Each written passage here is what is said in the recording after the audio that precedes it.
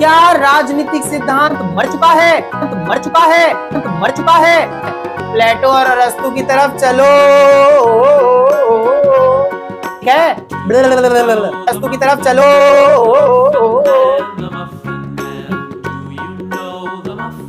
अरस्तु की तरफ चलो। क्या बड़े बूढ़ों की कही भी बातें बेकार है क्या? आज भी अगर अपने जीवन में लागू करो, जो समझदार है उनकी बात कर रहा हूँ। तो ऐसा नहीं है कि हर बड़े बूढ़े समझदार होते हैं। उम्र बढ़ने से समझदारी नहीं आती है, ठोकरे खाने से, एक्सपीरियंस से समझदारी आती है, पढ़ने से समझदारी आती है। उम्र बढ़ जाने से समझदारी नहीं आती है। वरना आज भी कई ऐसे लोग हैं जो 70 साल के हैं और जो दूसरों के प्रति गंदी नजर और ये सब चीजें रखते हैं। तो उम्र बढ़ने से अकल नहीं आती है, पढ़ने से, समझदारी से और इन सबसे जो है अकल बढ़ती है। चल क्या इसमें सिद्धांत जरूरी नहीं है भाई? सिद्धांत हर फील्ड में जरूरी है, ठीक है? कि आज का नया युग आ गया तो पुराने वालों की क्या जरूरत है? क्यों जरूरत नहीं है भाई? जरूरत है कि नहीं बताओ? बिल्कुल जरूरत है, ठीक है? अभी बोलेगा भी, खुद बोल देगा। क्या है? सभी को 7th क्लास में आप सभी लोगों का स्वागत है। मैं अमरजीत सर। देखिए आज की वीडियो के अंदर हम लोग चैप्टर नंबर 3 करने वाले हैं। बीए ऑनर्स का पॉलिटिकल साइंस का सेमेस्टर 1 चल रहा है। राजनीतिक सिद्धांत की समझ, अंडरस्टैंडिंग पॉलिटिकल थ्योरी, जिसका हम लोग चैप्टर नंबर कौन सा करने वाले हैं? 3। चैप्टर नंबर 3 करने वाले हैं। इससे पहले मैंने 2 चैप्टर अपलोड कर दिए, आप लोग जाकर चैनल के प्लेलिस्ट में देख सकते हैं। और हाँ, कुछ बच्चों का कमेंट था कि सर इसके अंदर जो थिंकर्स के नाम है और उन्होंने क्या अपने सिद्धांत दिए हैं वो भी बता दो। तो कोई दिक्कत नहीं है, आज एक पीडीएफ लेकर आया हूं जिसमें 2nd और 3rd चैप्टर का एक साथ करवाऊंगा। बाकी चैप्टर नंबर 4 से जो है उसी पीडीएफ चैप्टर पढ़ाऊंगा, तो उसी के साथ साथ जो विद्वान है, जो थिंकर्स हैं, उनके नाम और उनके साथ साथ उनके सिद्धांत कौन कौन से दिए हैं वो भी हम लोग साथ साथ पढ़ेंगे कि उन्होंने कौन से सिद्धांत दिए हैं, कौन सी बातें बोली हैं। बाकी इस चैप्टर के एंड में मैं आप लोगों को थिंकर्स के नाम और उनके सिद्धांत है वो भी पढ़ा दूंगा, ठीक है ना? चलिए, तो ये हमारा चैप्टर नंबर 3 है, जिसका नाम क्या है वो देख लेते हैं। चैप्टर का नाम है राजनीतिक सिद्धांत। याद रखना, राजनीतिक सिद्धांत। और ये हमारा जो है अंडरस्टैंडिंग पॉलिटिकल थ्योरी चल रहा है। 3rd चैप्टर है। इसके बाद जो चैप्टर बाकी है वो जल्दी जल्दी करवा दूंगा कवर। और उसके बाद जो 2nd बुक होगी फर्स्ट सेमेस्टर की, फिर 3rd बुक होगी, वो करवा के एक पूरा सेमेस्टर खत्म होगा, फिर 2nd सेमेस्टर स्टार्ट करेंगे, ठीक है? ऐसे हिस्ट्री का भी कर लेंगे हम लोग जल्दी जल्दी। चलिए, तो राजनीतिक सिद्धांत का इतिहास पढ़ेंगे। अभी तक तो हमने राजनीतिक सिद्धांत को ही तो समझा है, पॉलिटिकल थ्योरी को ही समझ रहे हैं हम लोग। देखिए, राजनीतिक सिद्धांत क्या होता है उसका इतिहास जानना इस चैप्टर में। इस चैप्टर का मेन मकसद क्या है? इतिहास बताना कि राजनीतिक सिद्धांत बहुत पहले से कैसा चलता है और आज के दौर में इसकी प्रासंगिकता, यानी कि आज के दौर में ये किस तरीके से नजर आता है। आज के दौर में क्या इतिहास का कोई भी जो है सिद्धांत पढ़ा जा रहा है या नहीं पढ़ा जा रहा, वो हम लोग करने वाले हैं। समझ में आ गया? तो चैप्टर क्या कह रहा है वो क्लियर है। राजनीतिक सिद्धांत का इतिहास और आज के दौर में, अभी के टाइम पे, कंटेम्परेरी टाइम पीरियड में क्या इसकी प्रासंगिकता है, क्या आज ये राजनीतिक सिद्धांत जो पुराने वाले हैं वो आज चल रहे हैं, तो वो हम लोग इस चैप्टर के अंदर पढ़ने जा रहे हैं, ठीक है? चलिए, सबसे पहला जो क्वेश्चन बनेगा इस चैप्टर का वो है, ध्यान सुनना। देखिए, ध्यान सुनेंगे तभी समझ में आएगा, वरना चिड़िया की तरह हवा में उड़ जाएगा। चलिए देखते हैं। तो सबसे पहले क्वेश्चन आ रहा है राजनीतिक सिद्धांत के ऐतिहासिक, ध्यान सुन लो। देखो, राजनीतिक सिद्धांत के ऐतिहासिक विकास का सविस्तार वर्णन कीजिए। ध्यान सुनना, बोला जा रहा है राजनीतिक सिद्धांत के ऐतिहासिक विकास, यानी पुराने टाइम पे कौन कौन से जो है सिद्धांत दिए गए थे, उनका विकास सविस्तार यानी बहुत ब्रीफ तरीके से करना है। और इसके विभिन्न चरणों, यानी अलग अलग चरण रहे हैं। जैसे कौन कौन से चरण? शास्त्रीय, एक टाइम था शास्त्रीय, पुराना टाइम। एक टाइम था आधुनिक, ठीक है? एक टाइम था कौन सा? आधुनिक। और एक है समकालीन, यानी आज का समय। तो ये चीज जाननी है इसके अंदर हमें, है ना?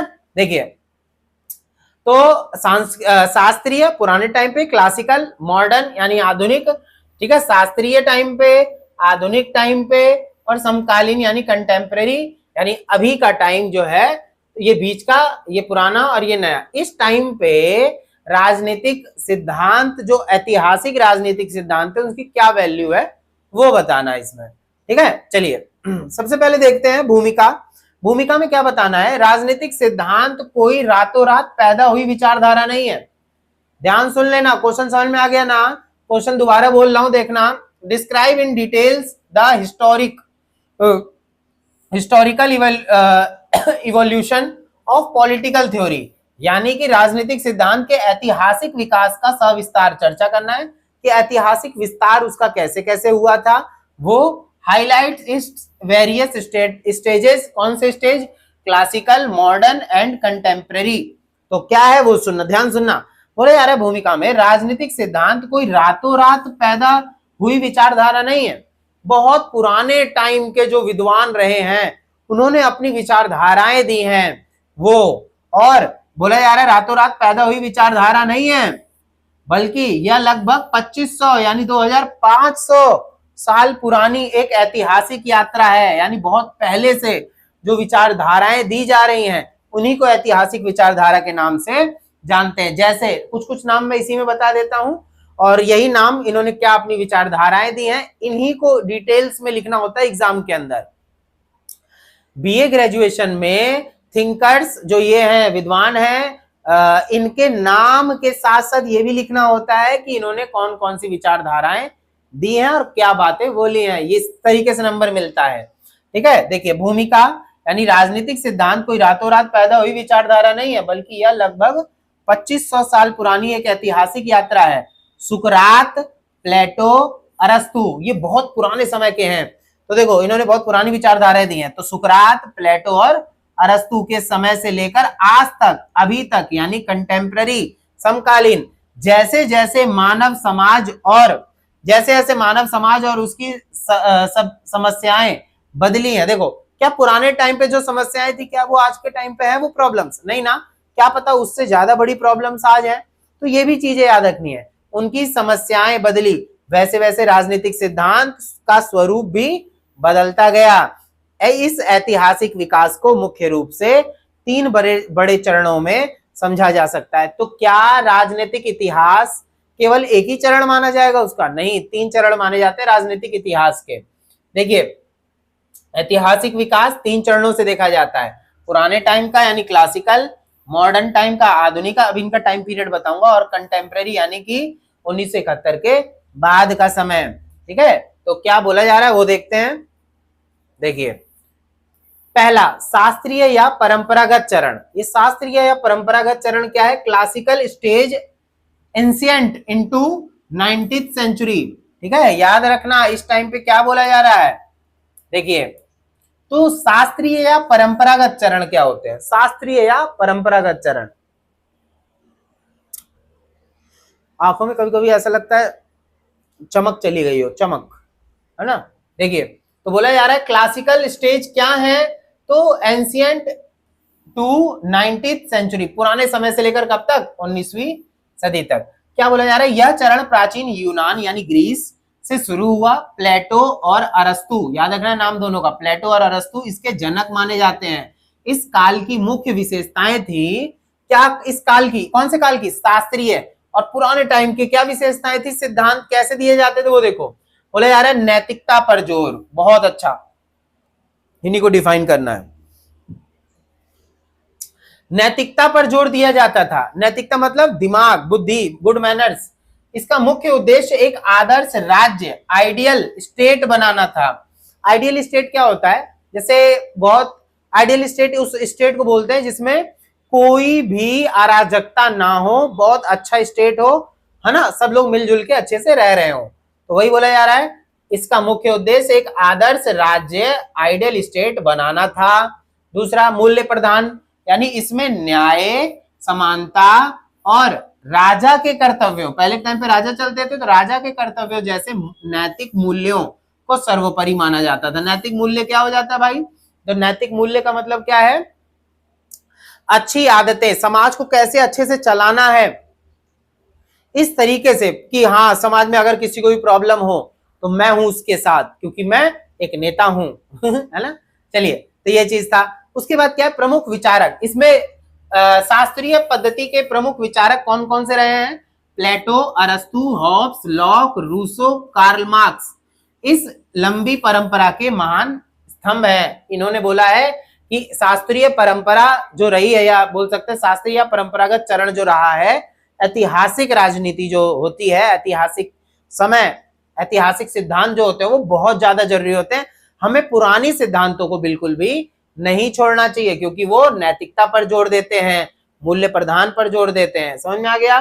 ठीक है। एक बीच का चरण माना जाता है आधुनिक, बोलते हैं इसको आधुनिक व्यवहारवादी। क्या बोलते हैं? आधुनिक व्यवहारवादी। तो क्या है वो देखिए, आधुनिक या व्यवहारवादी चरण, मॉडर्न स्टेज, कब? मिड से लेकर 20th सेंचुरी, यानी 1900 पे खत्म हो रहा था, 19वीं शताब्दी में, वहां से 20वीं की बात हो रही है। तो उस वाले में क्या था देखिए, द्वितीय विश्व युद्ध के बाद, अब कौन बच्चा बताएगा सेकेंड वर्ल्ड वॉर कब हुआ था?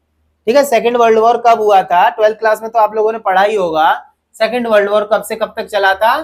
तो 1939 से 45 तक, याद रखना, 1939 से 1945 तक सेकेंड वर्ल्ड वॉर चला। क्या हुआ इसमें देखो, द्वितीय विश्व युद्ध के बाद विशेषकर अमेरिका में राजनीतिक सिद्धांत में एक बड़ा बदलाव आया, क्योंकि भाई पुरानी चीजें जो चली आ रही थी, अब अचानक से उछाल मारा, समय बदला, तो बोला कि भाई पुराने वाले को अब थोड़ा सा साइड करो, नए तरीके से जो है हमें अपनी राजनीति चलानी पड़ेगी। क्यों? क्योंकि समय बदल चुका है, समय का इसमें मेन खेल होता है।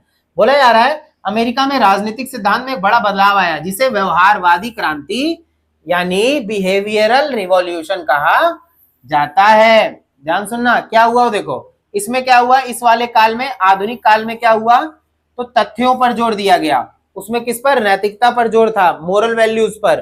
ठीक है, पर इसमें किस पे जोर दे रहे हैं? विचारकों ने कहा कि हमें केवल कल्पनाओं या इतिहास में नहीं, ध्यान सुनना, जो विचारक हैं आधुनिक वाले वो अलग हैं, पुराने वाले अलग थे, तो नए वाले क्या बोल रहे हैं, आधुनिक वाले, इन्होंने कहा कि हमें केवल कल्पनाओं या इतिहास में नहीं खोए रहना चाहिए, बल्कि वास्तविक रियलिटी में क्या हो रहा है, वास्तविक राजनीतिक व्यवहार का अध्ययन करना चाहिए। समझ में आ गया? समझ में आ रहा है ना? ठीक है, तो इन्होंने बोला तथ्यों पर जोर दो, कल्पनाओं और इतिहास पर मत ध्यान दो उतना, बल्कि जो वास्तविक राजनीतिक सिद्धांत है, राजनीतिक व्यवहार है, जो एक्चुअल में चल रहा है, क्योंकि जो पहले चल रहा था उसके अकॉर्डिंग उन लोगों ने सोच के बोला होगा, अब जो चल रहा है अब हम उसके अकॉर्डिंग सोच के बोलेंगे। ठीक है, ये चीज याद रखना। समझ में आ गया ना? चलिए, उसके बाद क्या है वो देखते हैं। एक और इसमें विचारधारा दे रखी है, वैज्ञानिक पद्धति। आधुनिक वाले बोलते हैं ये वैज्ञानिक पद्धति भी है। ठीक है, आधुनिक विचारधारा के क्या बोलते हैं, ये वैज्ञानिक पद्धति भी है। कैसे वो देखो, इसमें डेटा, सर्वे, सांख्यिकी मतलब नंबरिंग का प्रयोग शुरू हुआ आधुनिक वाले में। इस दौर में राजनीति को पूरी तरह विज्ञान बनाने की जो है कोशिश की गई। याद रखना, इसमें क्या हुआ, इसमें क्या हुआ, राजनीति को क्या बनाने की कोशिश की गई, विज्ञान बनाने की, यानी साइंस में बदल दो, कोशिश की गई, और मूल्यों को अलग कर दिया गया, यानी कि जो पुरानी नैतिकता वाली जो चीजें थी उसको अलग करके जो चीज समाज के अंदर जो प्रॉब्लम्स चल रही हैं उस पर पूरा पूरा ध्यान दो। इतिहास उस टाइम पे जो लिखा गया सिद्धांतकारों द्वारा वो समय अलग था, अब ये आधुनिक है तो आधुनिकता की तरीके से सोचो, क्योंकि अब विज्ञान आ चुका है। ठीक है, तो ये चीज हो गया। इसके कौन प्रमुख विचारक हैं, देखो साथ साथ हमें पता चलता जा रहा है, याद रखना। लेकिन हाँ, मैं आप लोग को अलग से पीडीएफ दिखाऊंगा। जो जिन बच्चों को पीडीएफ चाहिए होता है, इन चैप्टर्स की पीडीएफ जिन बच्चों को चाहिए, वो मैं डिस्क्रिप्शन में नंबर डाल दूंगा, आप लोग व्हाट्सएप पे मुझे मैसेज कर सकते हैं। जिस भी सब्जेक्ट की आपको प्रॉपर लिख के मुझे दे देना, जिस भी सब्जेक्ट की आपको चाहिए, कोई पैसा नहीं है, फ्री नोट्स हैं।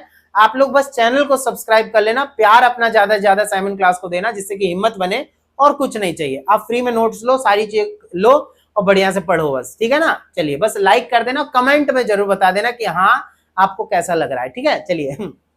उसके बाद है प्रमुख विचारक कौन है, डेविड ईस्टन, रॉबर्ट डेहल और हेरोल्ड लॉसवेल। कौन है, हेरोल्ड लॉसवेल। तो ये चीज क्लियर है कि नहीं है?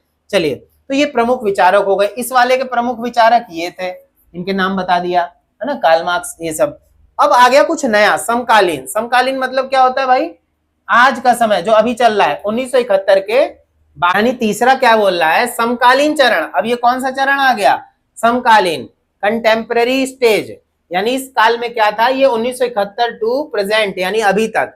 सबसे पहला वाला 19वीं शताब्दी से पहले का ऐतिहासिक, उससे उसके बाद आधुनिक आया 19वीं शताब्दी के बाद 20वीं शताब्दी तक का, और फिर ये जो है ये समकालीन यानी अभी वर्तमान का यानी 1971 के बाद का जो समय है वो अभी तक का वो समकालीन कह रहे हैं यानी कंटेम्परेरी स्टेज।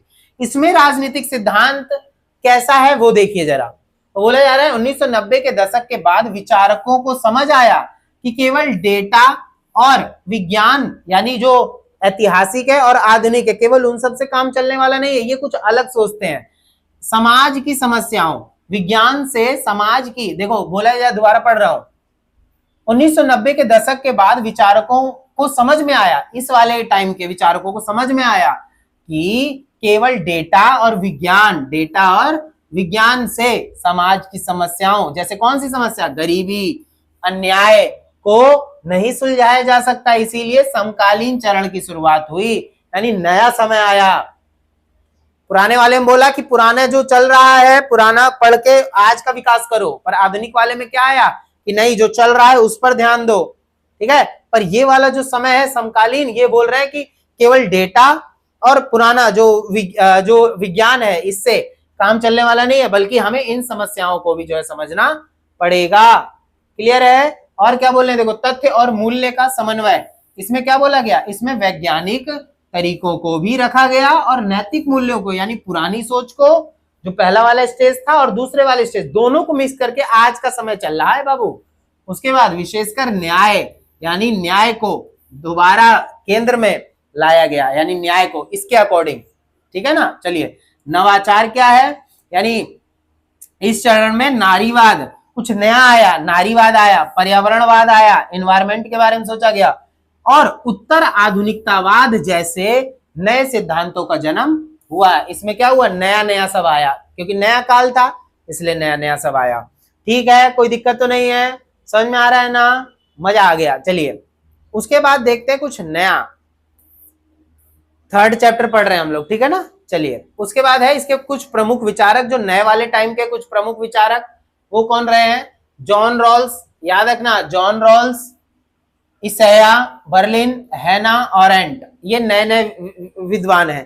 तो देखो साथ साथ यही तो पढ़ ले रहे हैं हम लोग कि जो विचारक हैं, प्रमुख विचारक थिंकर्स जो हैं, उन्होंने कौन कौन सी विचारधाराएं दी हैं, तो इन्हीं के साथ हम लोग पढ़ते जा रहे हैं। अलग अलग से नोट्स बनाया करो, है ना।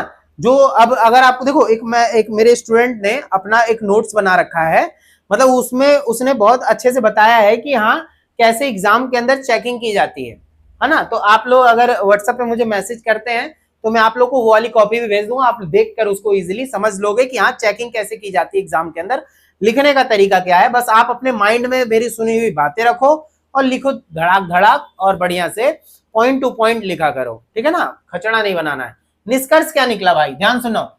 अंततः बोला जा रहा है कि अंततः राजनीतिक सिद्धांत का इतिहास यह दिखाता है कि यह एक गतिशील यानी डायनामिक विषय है, यानी समय के साथ बदलता रहता है। याद रखना, समय के साथ बदलता रहता है। यह समय के साथ न केवल विकसित हुआ है बल्कि हर काल में मानव समाज को रास्ता दिखाने का काम भी करता आया है।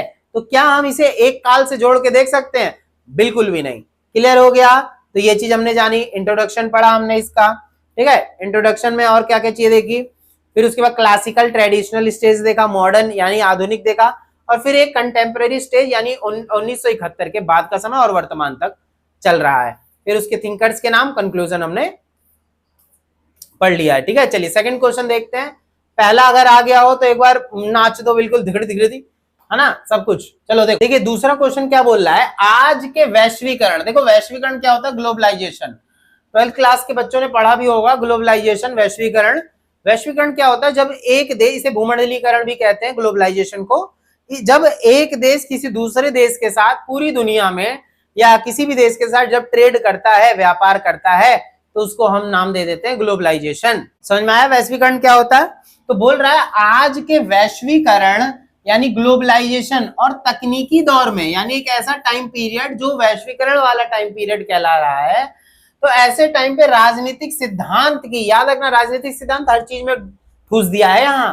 तो क्या बोला जा रहा है, हर चीज में राजनीतिक सिद्धांत। तो यहाँ बात हो रही है कौन से टाइम की, जो वैश्वीकृत टाइम चल रहा है, वैश्वीकरण का टाइम चल रहा है, ग्लोबलाइजेशन का और तकनीकी दौर जो चल रहा है, उसमें राजनीतिक सिद्धांत की प्रासंगिकता यानी रेलिवेंस, प्रासंगिकता की आलोचनात्मक समीक्षा कीजिए।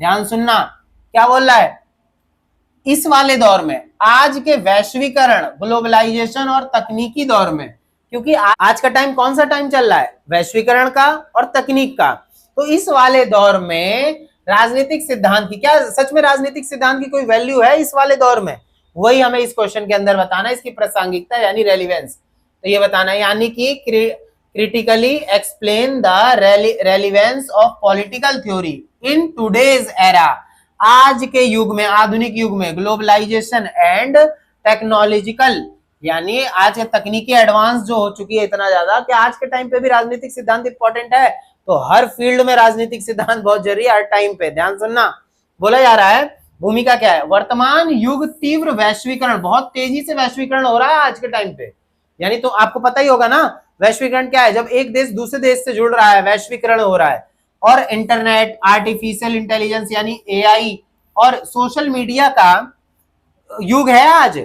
बोला जा रहा है, कुछ आलोचक कहते हैं कि जब तकनीक इतनी आगे बढ़ गई है तो सदियों पुराने दार्शनिक, यानी जो सदियों पुराने विचारक हैं, सदियों पुराने दार्शनिक और दार्शनिक सिद्धांतों की क्या जरूरत है, तो कुछ विचारक ऐसा बोल रहे हैं कि आज का नया युग आ गया तो पुराने वालों की क्या जरूरत है, क्यों जरूरत नहीं है भाई, जरूरत है कि नहीं बताओ, बिल्कुल जरूरत है, ठीक है, अभी बोलेगा, अभी खुद बोल देगा, लेकिन वास्तविक इसके विपरीत है वास्तविकता, आज के तकनीकी और वैश्वीकृत दौर में राजनीतिक सिद्धांत पहले से कहीं ज्यादा इंपॉर्टेंट है भाई, ठीक है, तो प्रासंगिक है, हो गया है, क्योंकि तकनीक ने हमारे सामने नई नई चुनौतियां खड़ी कर दी हैं, तो राजनीतिक सिद्धांत यानी माइंड को सही से चलाने के लिए राजनीतिक सिद्धांत बहुत जरूरी है, चाहे कोई सा भी दौर चल रहा हो, पुराना दौर, आधुनिक दौर, समकालीन दौर, कोई सा भी दौर चल रहा हो, सब में जरूरत है ये, ठीक है। चलिए उसके बाद पहला इसमें पॉइंट दे रखा है, वो ध्यान सुनना है।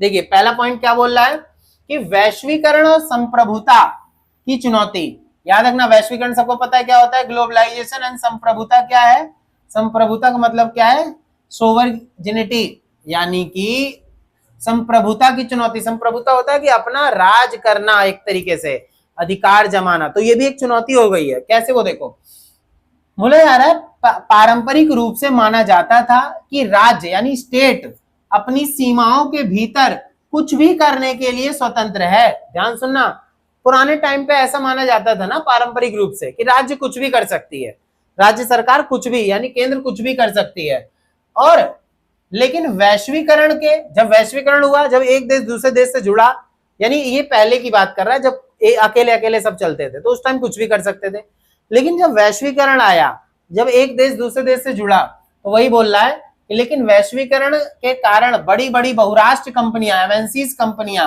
और अंतरराष्ट्रीय संस्थाएं, ये दूसरे देश की कंपनियां होती हैं, जैसे WTO, World Trade Organization, International Monetary Fund, अंतरराष्ट्रीय मुद्रा कोष, विश्व व्यापार संगठन का प्रभाव बढ़ गया है, यानी जब एक देश दूसरे देश से जुड़ेगा तो जाहिर सी बात है बड़े बड़े देशों से व्यापार और बहुत सारी चीजें चलेंगी, तो वो तो इस ऐसे टाइम पे राजनीतिक सिद्धांत हमें यह समझने में मदद करता है कि इस दौर में एक राज्य संप्रभुता और उसकी सीमाओं का क्या महत्व रह गया है, तब जाकर समझ में आता है कि हाँ, कि इस दौर में, वैश्वीकरण के दौर में कोई भी देश कितना ज्यादा आगे बढ़ रहा है, कितना ज्यादा इंपॉर्टेंट है, उसके लिए राजनीतिक सिद्धांत बहुत ज्यादा जरूरी होगा।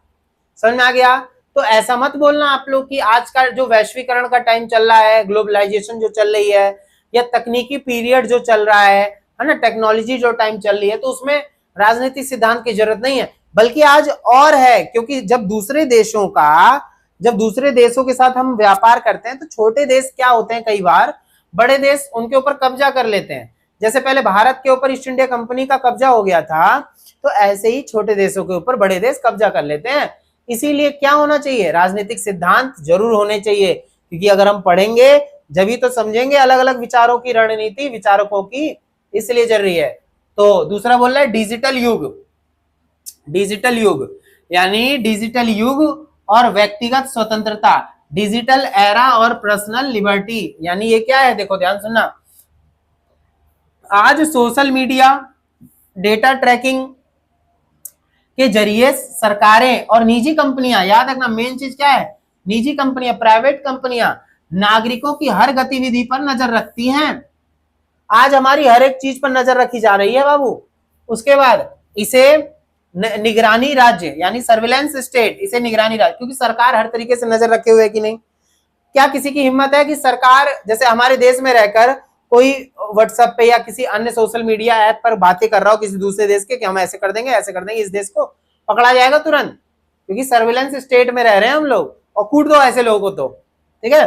तो वही चीज है, जॉन लॉक, जे.एस. मिल के स्वतंत्रता के सिद्धांत आज हमें यह याद, तो ऐसा मत सोचना ये जो पुराने विचारक हैं इनके आज सिद्धांत काम नहीं आते, बल्कि और आ रहे हैं। तो सिद्धांत आज हमें यह याद दिलाते हैं कि हमारी निजता यानी प्राइवेसी का अधिकार, राइट टू प्राइवेसी, और अभिव्यक्ति की स्वतंत्रता, फ्रीडम ऑफ एक्सप्रेशन की रक्षा करना डिजिटल युग में क्यों आवश्यक है। ठीक है, तो इसलिए बोल रहा है, क्या बोल रहा है, तो जॉन लॉक और जे.एस. मिल के स्वतंत्रता के सिद्धांत आज हमें यह याद दिलाते हैं, ये क्या है, इनका स्वतंत्रता का सिद्धांत, इन्होंने कौन सा सिद्धांत दिया, स्वतंत्रता। अभी जब आएगा तो देखना जॉन लॉक और जे.एस. मिल कौन सा सिद्धांत दे रहे हैं, स्वतंत्रता का सिद्धांत दे रहे हैं। कौन सा स्वतंत्रता, आज हमें यह याद दिलाते हैं कि हमारी निजता यानी प्राइवेसी का अधिकार हमें मिला हुआ है, अभिव्यक्ति की यानी कि फ्रीडम ऑफ एक्सप्रेशन, अपनी बात रखने की रक्षा करना डिजिटल युग में क्यों आवश्यक है। तो इसीलिए क्या डिजिटल युग में क्या सिद्धांत जरूरी नहीं है, बहुत जरूरी है, क्योंकि हमने ऐसे सिद्धांत भी पढ़े हैं। ठीक है, चलिए अब उसके बाद आ रहा है तीसरा। अब तीसरे में क्या बोल रहा है वो देखते हैं, मतलब पॉइंट में देखिए, ध्यान सुनना। बढ़ती आर्थिक असमानता और न्याय, सबको पता है आज के टाइम पे इनइक्वालिटी बढ़ रही है पैसे में, यानी कि आर्थिक और न्याय के क्षेत्र में, जस्टिस के क्षेत्र में। वैश्वीकरण ने जहां अमीर देशों या लोगों को और अमीर बनाया है, वैश्वीकरण की वजह से अमीर और अमीर हो गए हैं और गरीब और गरीब हो गया है, वहीं गरीब और अमीर के बीच खाई को भी बढ़ा दिया है। वैश्वीकरण की वजह से क्या हुआ, अमीर और अमीर हो गया, गरीब और गरीब हो गया है। तो जॉन, नाम याद रखना, जॉन रॉल्स का न्याय सिद्धांत, जॉन रॉल्स ने न्याय सिद्धांत दिया था, कौन सा, और मार्क्सवादी सिद्धांत, मार्क्सवादी कार्ल मार्क्स का सिद्धांत याद है ना। ठीक है, आज भी यह मूल्यांकन करने के लिए सबसे बड़ा हथियार है कि संसाधनों का वितरण न्यायपूर्ण कैसे हो, संसाधनों का वितरण न्यायपूर्ण कैसे हो। इसलिए आज के टाइम में भी किसके सिद्धांत जरूरी हैं, तो जॉन रॉल्स के न्याय का सिद्धांत और मार्क्सवादी सिद्धांत। इसमें क्या बोला गया था कि मजदूर वर्गों पर जोर देना है, क्योंकि अमीर खा जाएंगे मजदूरों को। तो ये चीज, वैश्विक स्तर पर आर्थिक समानता कैसे लाई जाए, ये बहुत ज्यादा जो है जरूरी है। तो अब आप खुद बताओ, क्या वैश्वीकरण के दौर में जो अभी चल रहा है या जो आधुनिक दौर चल रहा है, तकनीकी टाइम पीरियड चल रहा है, क्या इसमें सिद्धांत जरूरी नहीं है? भाई सिद्धांत हर फील्ड में जरूरी है। ठीक है, समझ में आ रहा है कि नहीं आ रहा? नींद में हो क्या? चलो चलिए अब एक बार चौथा जान लेते हैं, आर्टिफिशियल इंटेलिजेंस। हम लोग जानते हैं आज एआई से बहुत काम हो रहा है। और नैतिक प्रश्न, यानी क्या आज के टाइम पे क्या राजनीतिक सिद्धांत बहुत जरूरी है इस वाले टाइम पे भी? भाई हाँ, ये हर एक चीज नहीं कर सकता, इसलिए राजनीतिक सिद्धांतों की बहुत आवश्यकता है। देखो, जैसे जैसे फैसले लेने में मशीनों, ध्यान सुनना, जैसे जैसे फैसले लेने में मशीनों, एल्गोरिदम का इस्तेमाल बढ़ रहा है, वैसे वैसे जवाबदेही यानी अकाउंटेबिलिटी कम होती जा रही है, जवाबदेही नहीं मिल रही है। और राजनीतिक सिद्धांत हमें सिखाता है कि कोई भी निर्णय लेते समय मानवीय मूल्य, याद रखना, कोई भी निर्णय लेने में मानवीय मूल्य मतलब मानवों द्वारा, विचारकों द्वारा दिया गया फैसला या सिद्धांत ही काम आता है एंड टू एंड। तो न्याय, नैतिकता सर्वोपरि होने चाहिए, ना कि केवल मशीनी कार्यकुशलता। तो क्लियर हो गया बच्चों? तो ये समझ में आ गया ना। तो केवल मशीनी कार्यकुशलता पर निर्भर ना रहकर हमें किस पर भी जोर देना चाहिए? तो मानवीय मूल्यों पर जोर देना चाहिए। डिक्चिक डिक्चिक डिक्चिक डिक्चिक डिक्चिक। चलिए उसके बाद आ गया पांचवा। तो पांचवे में क्या बोल रहा है भाई? देखिए, पहचान की राजनीति और राष्ट्रवाद। तो क्या है ये, वो देखते हैं। पहचान की राजनीति और राष्ट्रवाद, पहचान की राजनीति और राष्ट्रवाद। राष्ट्रवाद क्या होता है? नेशनलिज्म, देश के प्रति प्रेम भाव।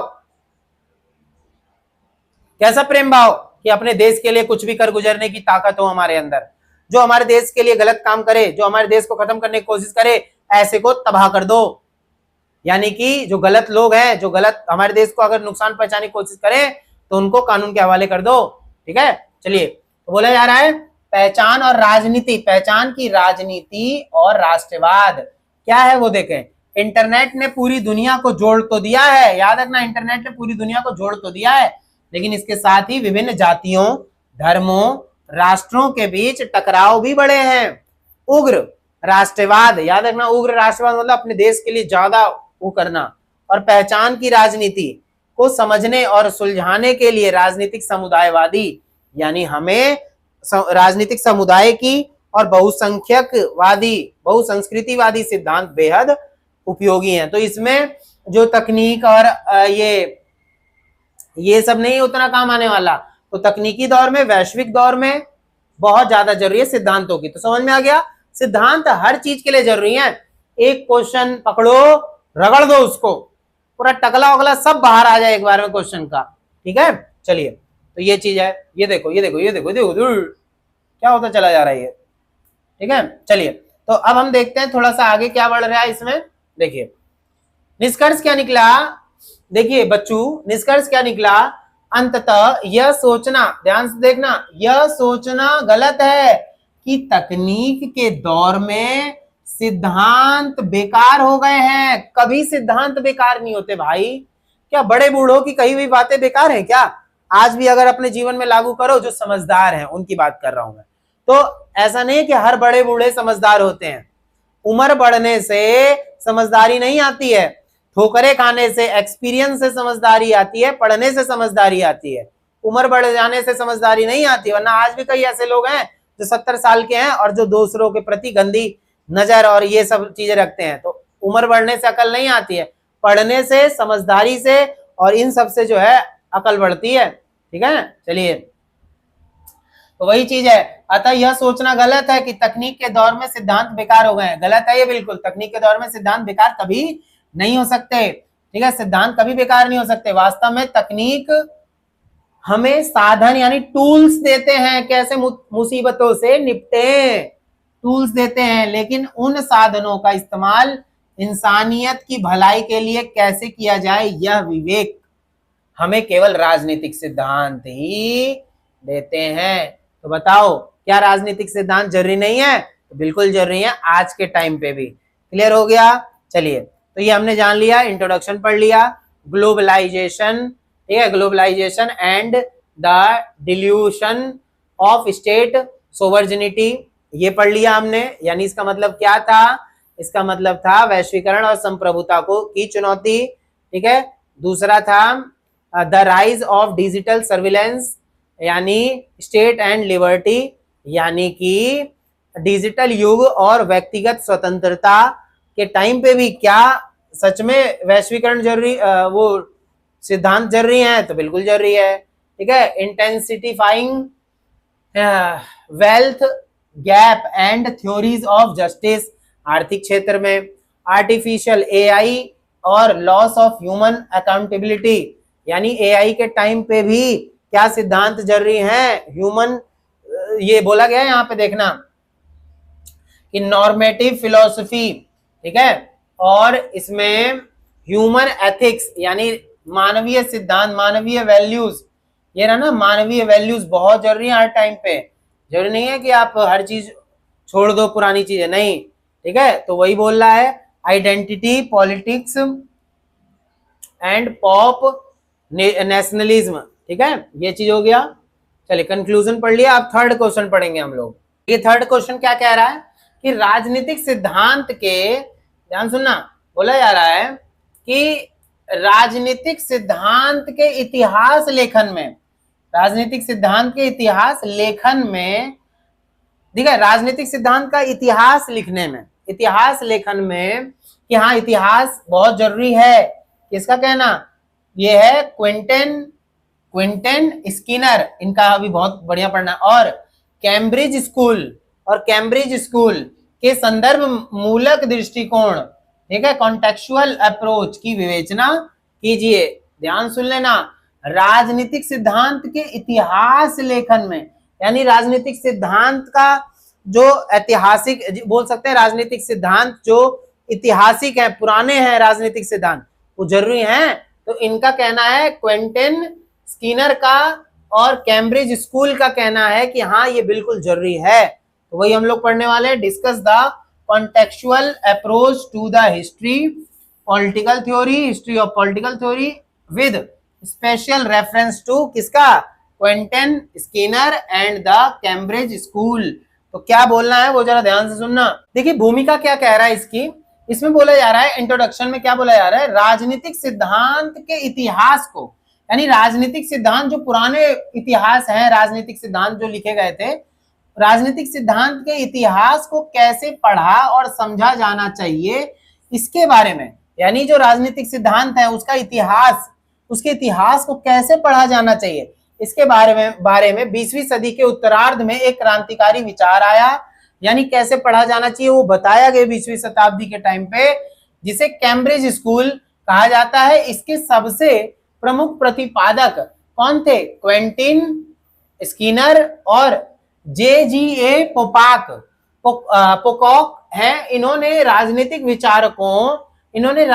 विचारों के अध्ययन, इस लाइन को सुनना, इन्होंने राजनीतिक विचारों के अध्ययन के लिए संदर्भ मूलक दृष्टिकोण यानी कॉन्टेक्चुअल अप्रोच की वकालत की है, जिसने पुराने टेक्स्ट आधारित तरीकों को चुनौती दी है। क्या कहा है इन्होंने कहा जिसने पुराने टेक्स्ट मतलब लिखा हुआ टेक्स्ट आधारित तरीकों को चुनौती दे दी। कैसे चुनौती दे दी भाई, वो जरा एक बार ध्यान सुनना आप लोग। केवल टेक्स्ट बनाम संदर्भ, यानी टेक्स्ट बनाम कॉन्टेक्स्ट, यानी क्विंटन स्किनर से पहले विद्वान केवल महान विचारकों की किताबों, कौन से महान विचारकों की किताबें, प्लेटो की रिपब्लिक और हॉब्स की लेवियोथन को पढ़ते थे। यानी क्या बोला, दोबारा सुनना, क्विंटन स्किनर से पहले जो विद्वान थे, क्विंटन स्किनर से पहले विद्वान केवल महान विचारकों की किताबों को पढ़ते थे, जैसे प्लेटो की रिपब्लिक या हॉब्स की लेवियोथन को पढ़ते थे और मान लेते थे कि उनमें लिखे शब्द हर काल के लिए शाश्वत हैं, हर काल के लिए जरूरी है। पर एक बात बताओ, क्या पुराने टाइम पे लिखे हुए वो तो उसी टाइम के अकॉर्डिंग लिखा गया होगा ना, तो आज कैसे चल जाएगा वो? थोड़ी बहुत बातें सही हो सकती हैं, लेकिन हाँ कुछ चीजें अलग सोचनी पड़ती है। कैसे? शब्द हर काल के लिए शाश्वत है, वो लोग मानते थे ऐसा, ये महान विचारकों की जो पढ़ते थे ये लोग इनसे पहले। ठीक है, दोबारा पढ़ रहा हूं। क्विंटन स्किनर से पहले, इनसे पहले जो विद्वान केवल महान विचारकों की किताबें पढ़ते थे, जैसे प्लेटो की रिपब्लिक, हॉब्स की लेवियोथन को पढ़ते थे और मान भी लेते थे कि उसमें लिखे शब्द हर काल के लिए शाश्वत है, यानी सही है। स्किनर ने इनका विरोध किया। स्किनर बोलते हैं कि भाई पुराने टाइम की जो लिखी हुई जो सिद्धांत है वो वर्तमान में ठीक प्रॉपर नहीं बैठते हैं। समझना, स्किनर बोल रहे हैं ये बात, ठीक नहीं मान रहे स्किनर ने इसका विरोध किया। क्या किया? विरोध किया। उनका कहना था कि किसी पुस्तक को समझने के लिए केवल उसके शब्दों, टेक्स्ट को पढ़ना काफी नहीं है, बल्कि उस समय के ऐतिहासिक, जान लो किस सिचुएशन में लिखा गया था, ऐतिहासिक, सामाजिक और राजनीतिक संदर्भ, यानी हर चीज ध्यान में रखकर लिखा गया होगा। क्या चीज? ऐतिहासिक, सामाजिक और राजनीतिक संदर्भ, कॉन्टेक्स्ट को समझना बेहद जरूरी है, जिसमें वह किताब लिखी गई थी। जिस टाइम पे वो किताब लिखी गई थी, क्या आज के टाइम पे सेम वही अप्लाई कर सकते हो? नहीं, समय बदल चुका है। तो स्किनर का कहना है कि हर चीज पर ऐसे भरोसा मत कर लो, क्योंकि समय अलग होता है। ये स्किनर जो है वो किताबों को गलत या राइटर्स को गलत नहीं बोल रहे, वो समय को बोल रहे हैं कि समय बदल चुका है, इसलिए कुछ नया समय के साथ होना चाहिए। ठीक है ना? चलिए अब क्या बोल रहे हैं सेकंड में, भाषाई का सिद्धांत। यानी भाषा का कुछ सिद्धांत भी है, कैसे वो देखते हैं। देखो, भाषाई संदर्भ का सिद्धांत, क्या उस टाइम पे जो भाषाएं थी क्या आज भी सेम वही है? भाषा भी चेंज है। जैसे कैम्ब्रिज स्कूल का मानना है कि हर युग की अपनी एक विशेष राजनीतिक क्या होती है, भाषा होती है, और शब्दावली होती है, अर्थ होता है, और एक लेखक जब कुछ लिखता है, एक लेखक जब कुछ लिखता है तो वह अपने समय के भाषाई विमर्श, डिस्कोर्स के भीतर काम कर रहा होता है। तो एक चीज याद रखना, भाषाओं पर भी आंख मूंद कर भरोसा नहीं किया जा सकता। डिकचिक डिकचिक, समझ में आ रहा है? तो वही बोला जा रहा है कि इसलिए हमें यह देखना चाहिए कि उस दौर में उन शब्दों का क्या अर्थ निकाला जाता था। क्या पता किसी वर्ड का अलग मीनिंग समझा जाता हो और आप अर्थ का अनर्थ निकाल दो और चिड़िया उड़ जाए, बिल्कुल, क्यों, आईब्रो उड़ जाए एक बार में आपकी। तो हम आज के आधुनिक अर्थों को उन पर थोप रहे हैं। समझ में आ गया ना? तो देखो, स्किनर और कैम्ब्रिज स्कूल का मानना है कि भाई ऐतिहासिक जो लेखन है, लेखक हैं, विद्वान हैं, उनकी कही हुई बातें ठीक है, पर समय के अकॉर्डिंग हमें आज के टाइम पे कुछ नई चीजें करनी चाहिए। रखो उनको माइंड में, पर हाँ, समय के अकॉर्डिंग उस चीज को भी बदलना सीखो। उसके बाद लेखक की मंशा हमें यह भी चेक करना चाहिए। देखो, एक चीज और बता दूं, क्वेश्चन क्या बोल रहा था, एक बार दोबारा देखते हैं। राजनीतिक सिद्धांत के इतिहास, राजनीतिक सिद्धांत के इतिहास लेखन में क्वेंटिन स्किनर और कैम्ब्रिज स्कूल के संदर्भ मूलक दृष्टिकोण, यानी कैम्ब्रिज स्कूल और स्किनर ने क्या रखा है बात अपनी राजनीतिक सिद्धांत के इतिहास पे। तो इनका मानना था कि आप आंख बंद करके भरोसा किसी भी चीज पर नहीं कर सकते, केवल टेक्स्ट पर भरोसा मत कर लो, ठीक है, भाषाई पर भरोसा मत कर लो, भाषा भी क्या पता उस टाइम की कुछ और, अर्थ किसी बात का कुछ और रहा हो। लेखक की मंशा, अब हम ये देख लेते हैं लेखक की मंशा भी, क्योंकि हर चीज लिखने वाले अलग अलग लेखक की भी माइंडसेट होता है, ठीक है ना। तो देखो, बोला जा रहा है स्किनर का सबसे महत्वपूर्ण तर्क यह है कि हमें यह खोजना चाहिए कि लेखक कुछ लिखते समय क्या कर रहा था, ये क्या कर रहे थे, वो भी तो देखना बहुत जरूरी है भाई, ठीक है। तो ये चीज याद रखनी है हमें बहुत ज्यादा, क्या कर रहा था, what the author was doing. उदाहरण के लिए, जब मैकियावेली ने द प्रिंस लिखी, तो मैकियावेली ने कौन सी किताब लिखी थी, द प्रिंस, तो वह कोई शाश्वत दर्शन नहीं दे रहे थे, यानी कुछ बता नहीं रहे थे अलग से कोई, हाँ, बल्कि वह इटली के तत्कालीन शासक को सलाह दे रहे थे, यानी वो सलाह देने के लिए बात लिख रहे थे। अब ये थोड़ी ना कि द प्रिंस पढ़कर तुम आज लागू कर दो, तो ये चीज बोलना चाह रहे हैं ताकि इटली का एकीकरण हो सके, वो उस टाइम के इटली के एकीकरण के लिए करवा रहे थे।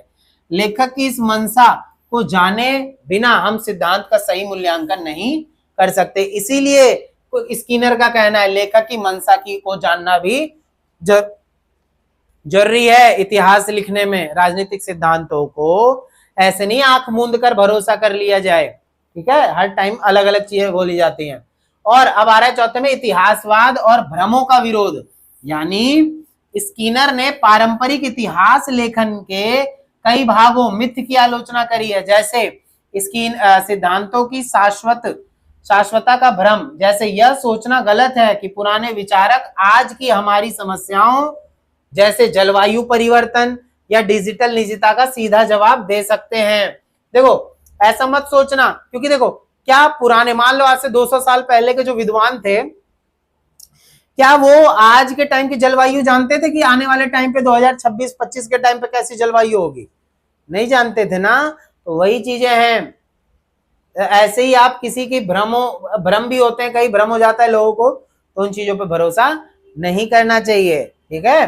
तो स्किनर बहुत सही बात भी बोल रहे हैं, ठीक है। बोला जा रहा है संगति का भ्रम, मिथ ऑफ जो है कोरहेंस, यानी जबरदस्ती किसी लेखक के विचार को पूरी तरह सुसंगत दिखाना गलत है। एक लेखक समय के साथ अपने विचार बदल सकता है, तो इसीलिए हमें भी अलग अलग समय पे विचारकों की बातों को समझना सही चाहिए। तो ये कौन कह रहे हैं, स्किनर। निष्कर्ष क्या है, एक ही झटके में सब क्लियर। देखो क्या बोल रहे हैं, क्विंटन स्किनर और कैम्ब्रिज स्कूल का संदर्भ मूलक दृष्टिकोण, संदर्भ मूलक मतलब पहले जान लो, परख लो, तब जाकर उस पर भरोसा करो। हमें इतिहास को अधिक प्रमाणिक और वैज्ञानिक तरीके से देखना सिखाता है। ऐसा नहीं है कि इन्होंने बोला कि इतिहास गलत है, इतिहास के विद्वानों की मत मानो, लेकिन अपना सिचुएशन देखकर मानो। ये किसका कहना है, स्किनर और कैम्ब्रिज स्कूल का। यह हमें सचेत करता है, जागरूक करता है कि हम इतिहास के महान विचारकों के कंधों पर बंदूक रखकर अपने आज के राजनीतिक स्वार्थों का पूरा ना करें। यानी कि हाँ, उनके कंधे पर देखो उन्होंने कहा था तो मैंने ऐसा कर लिया, तो ऐसा नहीं होना चाहिए। तो स्किनर और कैम्ब्रिज स्कूल का समझ में आ गया। चलिए देखते हैं आगे क्या है। तो इंट्रोडक्शन देखा हमने, the separation of text and context, primacy of the linguistic context, recovering the author's intention, उनकी सोच, और ये भ्रम वगैरह है उसको, मिथ वगैरह जो है उस पर भरोसा मत करो। ठीक है, ये चीज हमने कंक्लूजन के साथ पढ़ ली। समझ में आ रहा है कि ना? देखिए, हम बच्चों के साथ सब लोग, सारे टीचर मेहनत करते हैं, ठीक है, तो ये चीज है आप लोग को भी समझना है। प्लीज अच्छा लग रहा हो, देखो टाइम, वीडियो बहुत लंबी हो जाती है, इजी कुछ भी नहीं होता, उसको बनाना पड़ता है और बनाने के लिए समय चाहिए।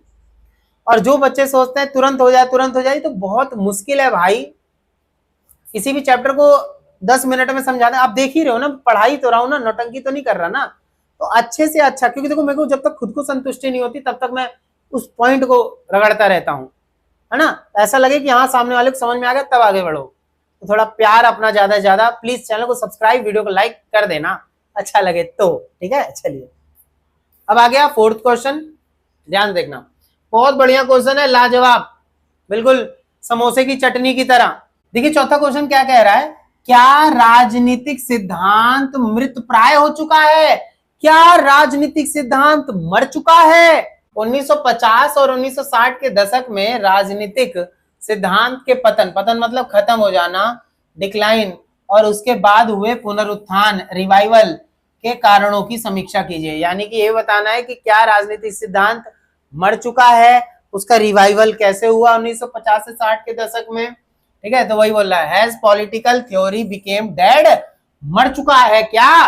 तो review the reason for the decline of political theory in the 1950 से 60 का दशक, 1950-60s and it's subsequent revival. तो यानी कैसे, क्या वो जिंदा है, कैसे हुआ, तो वो बताना। देखो भूमिका क्या है पहले भाई वो लोग पढ़ेंगे। 20वीं शताब्दी के मध्य में राजनीतिक विज्ञान के भीतर एक बड़ा संकट खड़ा हो गया था। डेविड ईस्टन, देखो ये क्या बोलते हैं, डेविड ईस्टन, अल्फ्रेड कोबन और रॉबर्ट डहल जैसे प्रसिद्ध विद्वानों ने यह घोषणा कर दी कि राजनीतिक सिद्धांत का पतन हो चुका है, यानी राजनीतिक सिद्धांत खत्म हो चुका है, या यह मृतप्राय है। मृतप्राय मतलब मर चुका है, क्या है, मर चुका है। तो क्या ये मर चुका है, आप खुद बताओ। नहीं भाई नहीं, अभी बताऊंगा। यह घोषणा जल्दबाजी में की गई थी क्योंकि 1971 के बाद इसका जबरदस्त पुनरुत्थान हुआ, क्योंकि 1971 के बाद नया आया, कुछ रिवेल हुआ, है ना, रिवाइवल हुआ इसका। तो वो देखते हैं। पतन पहले बोला जा रहा है मर चुका है, क्यों बोला गया मर चुका, वो सुनना। तो बोला जा रहा है कि पतन, डिक्लाइन के मुख्य कारण क्यों बोला गया मर गया। तो 1950 से 60 के दशक में, दशक मतलब होता है 10 साल, ठीक है। तो दशक में सिद्धांत के पीछे छूटने के निम्नलिखित कारण थे। कैसे? अत्यधिक इतिहासवाद, यानी कि डेविड ईस्टन का मानना था कि राजनीतिक विचारक केवल अतीत, यानी प्लेटो, अरस्तु के विचारों को दोहरा रहे हैं बस, वे समकालीन यानी नए समस्याओं के लिए नए सिद्धांतों का निर्माण नहीं कर रहे। तो ये लाइन क्यों बोली गई थी कि राजनीतिक सिद्धांत मर चुका है? तो राजनीतिक सिद्धांत इसलिए मर चुका है क्योंकि इस टाइम पे ये भ्रम या ये बात फैलाई जा रही थी कि जितने भी विद्वान है, जितने भी लोग हैं, वो किसकी बातों पर केवल वो रख रहे हैं, किसके सिद्धांतों को केवल मान रहे हैं, कुछ नया नहीं आ रहा। तो प्लेटो और अरस्तु के ही सिद्धांतों को केवल मान रहे हैं, कुछ नया आ ही नहीं रहा, इसलिए बोल रहे हैं कि भाई राजनीतिक सिद्धांत मर चुका है, इसलिए बोल दिया। समझ में आ गया ना? चलो व्यवहारवादी क्रांति यानी बिहेवियरलिज्म, इस दौर में राजनीतिक विज्ञान को भौतिक विज्ञान की तरह शुद्ध विज्ञान बनाने की होड़ मच गई, यानी कुछ नया लाओ। विद्वानों ने कहा केवल वही सच है जिसे डेटा नंबरों में मापा जा सके। मूल्य वैल्यूज जैसे न्याय या नैतिकता को काल्पनिक कहकर खारिज कर दिया गया। यानी ये बोल दिया मूल्य, जो पहले टाइम पे मोरल वैल्यूज थी या जो मूल न्याय वगैरह देने की बात उठती थी, वो सब राजा वाजा वाले टाइम की बात हटा दी गई। तो बोल रहे हैं भाई अब कुछ नया लाओ, व्यवहारवादी क्रांति करी गई, है ना। और फिर कुछ ने ऐसा भी करा, वैचारिक अंत की घोषणा कर दी। यानी डैनियल बेल जैसे विचारकों ने कहा कि पूंजीवाद की जीत के बाद अब बड़ी विचारधाराओं का अंत हो चुका है, इसलिए नए सिद्धांतों की कोई जरूरत नहीं है। इसलिए लोग बोल रहे हैं हमें नए सिद्धांतों की कोई जरूरत नहीं है, पुराने हैं वही चलेंगे, ठीक है। तो इसलिए बोल रहे हैं कि नए तो आ ही नहीं रहे, नए हो ही नहीं रहे, तो इसलिए हमने इन लोगों ने बोल दिया कि इसका क्या हो गया है, पतन हो गया, डिक्लाइन हो गया, ठीक है। चलिए उसके बाद क्या आ रहा है, उसके बाद बोल रहे पुनरुत्थान। तो 1971 के बाद ऐसा माना जाता है राजनीतिक सिद्धांत का दोबारा पुनरुत्थान हुआ। कैसे हुआ वो देखो, बोला जा रहा है पुनरुत्थान के कारण 1970 के दशक में, बोला जा रहा है 1970 के दशक में दुनिया ने देखा कि वियतनाम युद्ध, नस्लीय दंगे, परमाणु संकट, जैसे 1945 में अमेरिका ने जापान के 2 शहर हिरोशिमा और नागासाकी धकड़ धकड़ बम गिरा दिया था, जैसी वास्तविक समस्याओं का हल केवल वैज्ञानिक डेटा के पास नहीं था। यानी ऐसा नहीं है कि नई नई सोचें सारी प्रॉब्लम्स का सॉल्यूशन कर देंगे, नहीं। तो कैसे इसका सॉल्यूशन निकला, तो पुराने सिद्धांतों को भी पढ़कर, जैसे भाई इसके पुनरुत्थान के प्रमुख कारण है, जैसे जॉन रॉल्स की पुस्तक 1971, जॉन रॉल्स ने अपनी जो है काल जयी पुस्तक अ थ्योरी ऑफ जस्टिस लिखकर पूरी दुनिया को चौंका दिया। उन्होंने गणितीय और तार्किक तरीकों से, याद रखना सिद्धांत कैसे दे दिया, उन्होंने गणितीय और तार्किक तरीकों का उपयोग करके न्याय जैसे नैतिक मूल्य को दोबारा, याद रखना इन लोगों ने न्याय व्याय सबको खत्म कर दिया, आधुनिकता की तरफ बढ़ गए, पर इन्होंने दोबारा पुनर्जीवित कर दिया पुरानी चीजों को। किसने कर दिया, ये जॉन रॉल्स ने कर दिखाया। गणितीय और तार्किक तरीकों का उपयोग करके न्याय जैसे नैतिक मूल्य को दोबारा राजनीति के केंद्र में ला खड़ा कर दिया। इसे पुनरुत्थान का सबसे बड़ा मोड़ का माना जाता है, समझ में आ गया। एक और है परंपरागत विचारकों का योगदान, यानी परंपरागत विचारकों का, जो पुरानी सोच रखने वाले जो विद्वान है, बोले हाँ पुराना इतिहास जो है वो भी बहुत जरूरी है। तो बोला जा रहा है जैसे इसाया बर्लिन, लियो स्ट्रॉस और हैना ऑरेंट ने लगातार तर्क दिया कि जब तक मनुष्य के जीवन में नैतिक विकल्प मतलब वही मोरल की बात हो रही है, वैल्यूज की, नैतिक विकल्प और स्वतंत्रता की आकांक्षा मौजूद है, तब तक राजनीतिक सिद्धांत कभी खत्म नहीं हो सकता। तो पुराने वाले बोल रहे हैं वो खत्म हो गया, पतन हो गया, पर ये बोल रहे नहीं, दोबारा उत्थान हुआ 1971 के बाद, है ना। तो ये देखो अब क्या बोल रहे हैं, समकालीन परिस्थिति, अगर प्रेजेंट टाइम की बोले तो देखो प्रेजेंट टाइम पे दोनों मिक्स कर दिया गया। कैसे, वो देखो बोले जा रहा है समकालीन स्थिति यानी समकालीन परिस्थिति की बात करें तो प्रेजेंट सिनेरियो क्या कहता है, आज राजनीतिक सिद्धांत पूरी तरह जीवित और समृद्ध है। ऐसा नहीं है कि भाई खत्म कर दिया, बिल्कुल नहीं, कैसे खत्म कर सकते हैं, नहीं होगा। यह केवल राज्य तक सीमित नहीं है, पढ़ाया था, बल्कि वैश्विक न्याय, ग्लोबल जस्टिस, मानव अधिकार, लैंगिक समानता, स्त्री पुरुष में कोई भेदभाव नहीं, पर्यावरण संरक्षण जैसे जीवंत मुद्दों पर निरंतर नए सिद्धांतों का निर्माण कर रहा है। नए नए सिद्धांत आ रहे हैं, तो कौन कह रहा है कि पुरानी चीजें खत्म हो गई, पुराने को पढ़ के ही नया किया जा रहा है। बस हाँ, पुराने वाले को आंख बंद करके भरोसा नहीं कर रहे, स्किनर ने जो कहा था उस पर भी बल दिया जा रहा है। तो निष्कर्ष क्या निकला बाबू, देखो अंततः स्पष्ट है कि राजनीतिक सिद्धांत का पतन केवल एक अस्थायी दौर था, यानी ऐसा नहीं खत्म हो गया, वो केवल बस माना जा रहा था। डेटा हमें केवल जानकारी दे सकता है, लेकिन एक अच्छे और नैतिक समाज का निर्माण कैसे किया जाए, यह मार्गदर्शन केवल पुनर्जीवित राजनीतिक सिद्धांत ही दे सकता है, यानी पुरानी सोच या पुरानी जो सिद्धांत है उसको खत्म नहीं किया जा सकता, उसका पतन हो ही नहीं सकता। ठीक है, चलिए बस हाँ, पुरानी जो चीजें हैं स्किनर ने जो कहा था नए तरीके से उसको लागू करना चाहिए, आंख बंद करके भरोसा नहीं करना चाहिए। इंट्रोडक्शन पढ़ा, core causes for the decline of political theory ये पढ़ा, फिर नए वालों ने catalyst behind the revival of political theory, फिर कंटेम्प्रेरी इक्विलिब्रियम यानी नए समय पे क्या हुआ, वो जिसको नोट चाहिए होंगे वो डिस्क्रिप्शन में नंबर लेके व्हाट्सएप पे मैसेज कर सकता है। ठीक, देखिए पांचवा क्वेश्चन क्या कह रहा है, राजनीतिक सिद्धांत, ठीक है, क्या बोला जा रहा है, राजनीतिक सिद्धांत के इतिहास लेखन में लियो स्ट्रॉस, ये राजनीतिक सिद्धांत का इतिहास लेखन में यानी क्या, राजनीतिक सिद्धांत जो है वो इतिहास जो रहा है उसका क्या सच में बहुत जरूरी है, तो उस विषय में लियो स्ट्रॉस, ठीक है, लियो स्ट्रॉस के दृष्टिकोण को पढ़ेंगे हम लोग।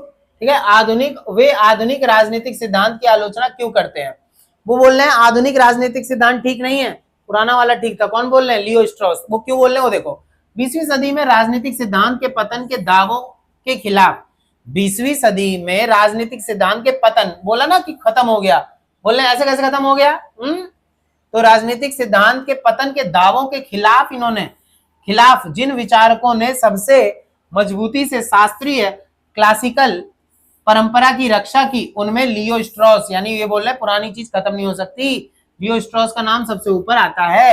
इन्होंने बोला स्ट्रॉस एक रूढ़िवादी दार्शनिक थे जिन्होंने आधुनिक राजनीति विज्ञान की तीखी आलोचना, यानी ये बोल रहे हैं आधुनिक राजनीति विज्ञान का ये आलोचना कर रहे हैं और प्राचीन यूनानी दर्शन विशेषकर प्लेटो और अरस्तु की ओर लौटने का आह्वान कर रहे हैं। लियो स्ट्रॉस बोल रहे हैं प्लेटो और अरस्तु की तरफ चलो, तो प्लेटो और अरस्तु की तरफ चलो, ये ऐसा बोल रहे हैं।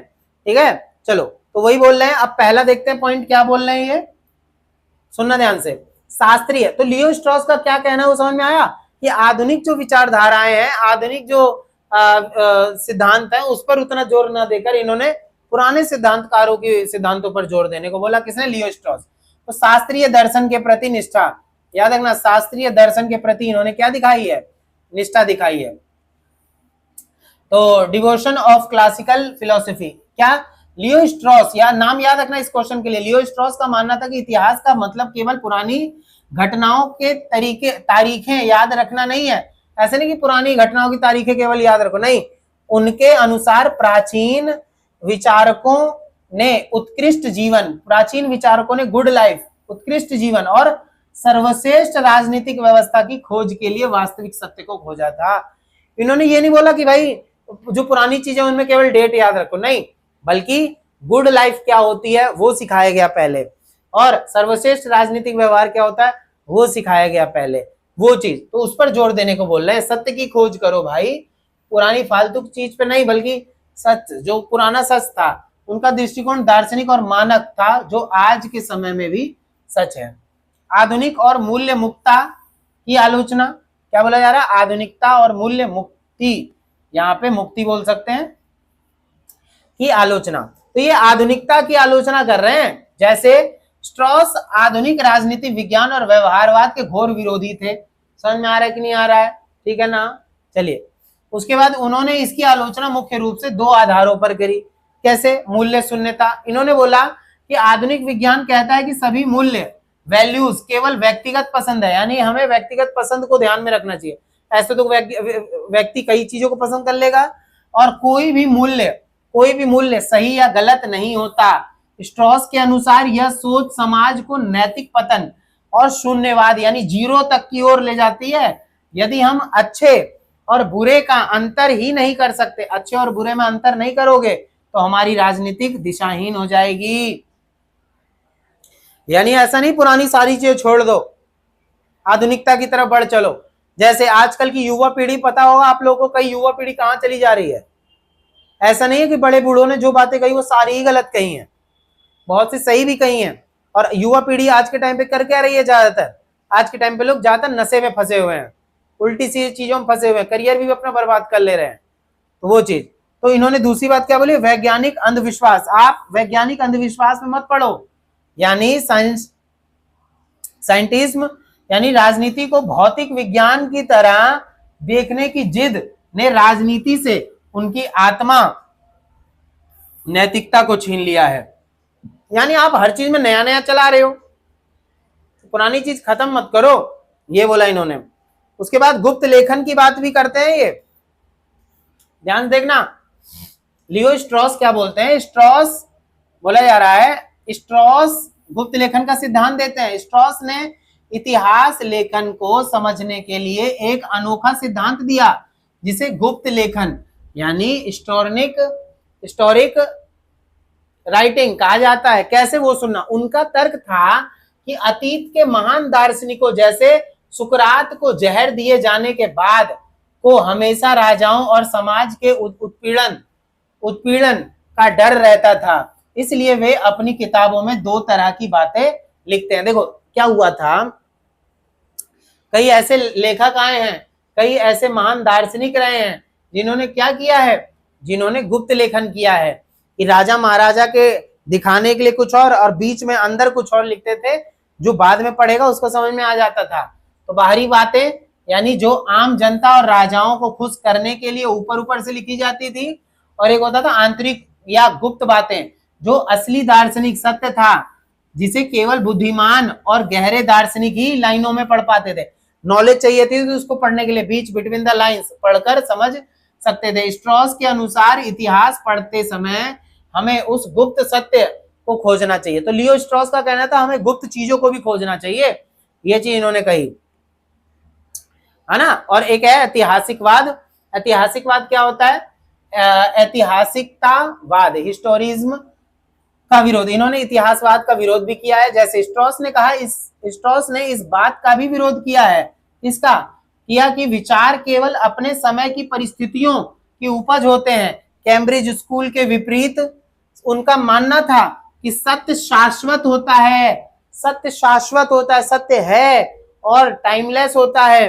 प्लेटो ने जो न्याय 2500 साल पहले बताया था वह आज भी उतना ही सच है। तो सच थोड़ी ना बदल जाएगा, पर हाँ हमें इतिहास को छोड़ना नहीं चाहिए। इतिहास में कही हुई कुछ बातों को रखो साथ में, है ना, आंख बंद करके। तो स्किनर ने जो कहा, इन्होंने लियो और ट्रास ने क्या कहा वो समझ में आ गया। स्ट्रॉस ने निष्कर्ष क्या निकला, लियो स्ट्रॉस का दृष्टिकोण हमें यह याद दिलाता है कि राजनीति केवल शक्ति का खोज, याद रखना, राजनीति केवल शक्ति का खोज या आंकड़ों का संग्रह नहीं है। इतिहास देखो, लियो स्ट्रॉस का दृष्टिकोण हमें यह याद दिलाता है कि राजनीति केवल शक्ति या आंकड़ों का संग्रह नहीं है, यह एक गंभीर नैतिक जिम्मेदारी है। हमारी भी जिम्मेदारी बनती है कि हम इसको और अच्छा बनाएं, अपनी वैल्यूज की। और उनकी आलोचना आज के दौर में इसलिए प्रासंगिक है क्योंकि यह हमें याद दिलाती है कि बिना नैतिक, याद रखना, बिना नैतिक मूल्य के कोई राजनीति है ही नहीं। हमारी पूरी जो है सभ्यता दिशाहीन हो जाएगी। तो एक बात बताओ, वैल्यूज जरूरी है कि नहीं है, नैतिक वैल्यूज जरूरी है कि नहीं, नैतिक मूल्य जरूरी है कि नहीं। नैतिक मूल्य मतलब सोच, अच्छी राजनीति अच्छी सोच से ही उत्पन्न होती है। अब किसी नेता की सोच ही खराब है, नैतिक वैल्यू ही नहीं है उसकी, उसमें है ही नहीं वैल्यू, तो क्या वो राजनीति अच्छी चलाएगा? बिल्कुल भी नहीं चलाएगा, तो तबाह कर देगा। समझ में आ गया ना। तो ये हमने निष्कर्ष भी पढ़ लिया। तो यहाँ पे हमारा ये चैप्टर जो है क्या होता है, समाप्त होता है। समझ में आ गया ना। देखिए अब हम लोग यहाँ पे क्या पढ़ने वाले हैं, बीए ऑनर्स पॉलिटिकल साइंस जो हमने पढ़ी है, जो 2 चैप्टर अभी, पहला दूसरा तीसरा चैप्टर चल रहा है। तो मैं यहाँ दूसरे और तीसरे चैप्टर के अंदर जो सिद्धांत, जो प्रमुख विचारक रहे हैं, उनके जो सिद्धांत है, उनकी परिभाषा है, वो आप लोग को जो है पढ़ाने जा रहा हूं, ठीक है ना। चलिए देखिए, सेकंड चैप्टर है हमारा राजनीतिक सिद्धांत का अर्थ, प्रकृति और उपयोगिता। इस चैप्टर के जो है विचारक कौन कौन से रहे हैं, मूल्य सिद्धांत कौन से दिए हैं और उनकी परिभाषा। मैं आप लोग को पूरा तो नहीं पढ़ाऊं क्योंकि वीडियो बहुत ज्यादा लंबी हो जाएगी, क्योंकि ऑलरेडी मैं बीच में चैप्टर में आप लोग को पढ़ा चुका हूं। इसको रोक के आप लोग अच्छे से एक बार पढ़ सकते हैं। बाकी मैं यहाँ आपको बता देता हूं कि एंड्रयू हैकर, तो सेकंड चैप्टर के पहले हैं कुछ दार्शनिक। एंड्रयू हैकर, उन्होंने समग्र दृष्टिकोण यानी कि विज्ञान और दर्शन दोनों के मिश्रण पर बल दिया है, ठीक है। उसके बाद एक आ रहे हैं इसमें ये डेविड हेल्ड किस पर दो, त्रिकोणीय तत्व मॉडल यानी 3 एलिमेंट मॉडल सिद्धांत के आंतरिक ढांचे का विश्लेषण करते हैं ये, ठीक है। ये क्या बताते हैं, इसके अनुसार राजनीतिक सिद्धांत में हमेशा 3 तत्व शामिल होते हैं जो पढ़ाया था, तथ्यात्मक, नैतिक और वैचारिक। जैसे सेकंड चैप्टर में देखा वो जाकर देखना, बहुत अच्छे समझाया उसके अंदर, ठीक है। उसके बाद आ रहे हैं तीसरे हैं ये जॉन प्लेमे नोट्स। तो ये वैचारिक स्पष्टता दृष्टिकोण यानी राजनीतिक भाषा के विश्लेषण पर बल देते हैं। ये क्या कहते हैं, राजनीतिक सिद्धांत का मुख्य कार्य उन विचारों और अवधारणाओं को स्पष्ट करना है जिनका उपयोग आमतौर पर राजनीतिक चर्चाओं में किया जाता है, यानी भाषा पर जो है विश्लेषण पर ये जोर देते हैं। ऐसे डेविड ईस्टन व्यवहारवाद और उत्तर व्यवहारवाद, इन्होंने क्या कहा है, वो डेटा सर्वे के ऊपर क्या कहा है वो बता रखा है, ऑलरेडी मैं पढ़ा चुका हूं। और तीसरा जो चैप्टर अभी हमने पढ़ा जो उसके अंदर ये क्विंटन स्किनर क्या बोलते हैं, कैम्ब्रिज स्कूल के संस्थापक स्तंभ, क्या बोला जाता है इसमें, ये पुरानी चीजों को खत्म करने के लिए नहीं बल्कि उनसे सीख कर कुछ नया, ऐसा नहीं कि भूल जाओ, है ना, अभी बताया था स्किनर का ये। उसके बाद अभी हमने पढ़ा लियो स्ट्रॉस क्या कहते हैं, जस्ट अभी पढ़ा है मैंने, वो उन्होंने क्या कहा, शून्यवाद और गुप्त लेखन के बारे में बताया। जॉन रॉल्स क्या कहते हैं, न्याय का सिद्धांत, ठीक है, सिद्धांत का पुनरुत्थान। और इसाया बर्लिन स्वतंत्रता के 2, जिसमें पॉजिटिव नेगेटिव स्वतंत्रता दोनों, और उदारवादी दार्शनिक, पॉजिटिव नेगेटिव स्वतंत्रता क्या होती है वो बता दिया था, ठीक है। और एक है हैना ऑरेंट, ये सर्वसत्तावाद की आलोचना करते हैं, यानी सक्रिय नागरिकता। इन्होंने नाजीवाद और फांसीवाद, ये जो कट्टर होते थे, जैसे जर्मनी का हिटलर था वही नाजीवाद है, तो इसमें ये लोग यहूदियों का विरोध करते थे, तो किसी को रहने भी नहीं देते थे। तो ये क्या है, ये है ना ऑरेंट क्या बोलते हैं, इन्होंने नाजीवाद और फांसीवाद की आलोचना की है। एक्शन की नागरिक भागीदारी को स्वतंत्रता की असली पहचान माना है, बोला कि भाई इसमें कोई स्वतंत्र नहीं रह पाता, इसलिए नाजीवाद और फांसीवाद दोनों गलत है। कौन बोलते हैं ये पढ़ना है, समझ में आ गया। तो इस तरीके से अब जो भी मैं चैप्टर पढ़ाऊंगा उसी के साथ आप लोगों को कवर कराता चला जाऊंगा, थिंकर्स और उनकी जो है, उम्मीद करता हूं आप लोगों को चैप्टर 3 भी समझ में आ गया होगा। देखिए वीडियो थोड़ी सी लंबी हो जाती है, लेकिन हाँ इतना समझो कि अच्छे से समझाने के लिए, आप लोग खुद जानते हैं मुझे बार बार बोलने की तो जरूरत नहीं है, क्योंकि छोटे बच्चों को समझाया जाता है। आप लोग ग्रेजुएशन के अंदर हैं तो बड़े तो हो ही चुके हैं, जाहिर सी बात है। तो हाँ थोड़ी सी वीडियो लंबी होती है, लेकिन हाँ आप लोग अच्छे से पढ़ें, पूरी मेहनत मैं भी कर रहा हूँ, आप लोग भी करते रहिए, तो बहुत अच्छे नंबर आएंगे, आप लोग टेंशन नहीं लेना, ठीक है। साइमन क्लास को प्लीज प्यार देना ज्यादा से ज्यादा, ठीक है। मिलते हैं हम लोग नेक्स्ट वीडियो के अंदर, तब तक के लिए जय हिंद, जय भारत।